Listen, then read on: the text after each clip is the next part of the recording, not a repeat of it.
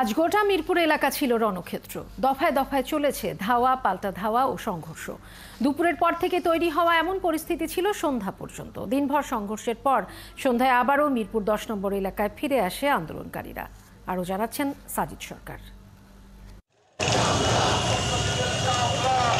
সকাল থেকে মিরপুর 10 নম্বর গোল চত্বরে ছিল সরকার সমর্থকদের উপস্থিতি। স্থানীয় সংসদ সদস্যের নেতৃত্বে সেখানে অবস্থান নেন তারা।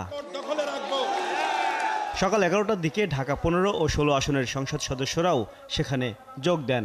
তারা বলেন, এতদিন এটি ছাত্র আন্দোলন থাকলেও এখন এই আন্দোলনে বিএনপি জামাত যুক্ত হয়ে দেশজুড়ে নৈরাজ্য সৃষ্টি করছে।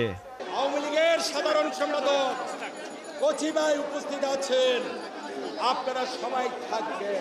যারা স্বাধীনতার 30 লক্ষ শহীদের রক্ত আজকে কেড়ে নিয়েছিল, আজকে তাদের বিরুদ্ধে আজকে জনতা নেমেছে, কারণ ওরা রাজাকার। এ সময় আন্দোলনকারীদের উপস্থিতি ছিল 13 ও 14 নম্বরের দিকে। বেলা 12টার দিকে বাধে সংঘর্ষ। শুরু হয় ধাওয়া পাল্টা ধাওয়া। দুই পক্ষই ইটপাটকেল ছোড়ে।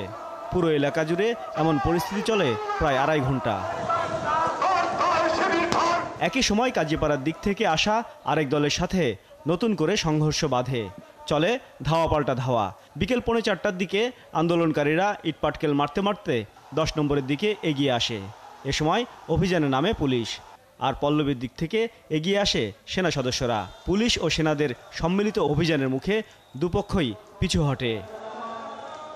সাজিদ সরকার, 71, ঢাকা।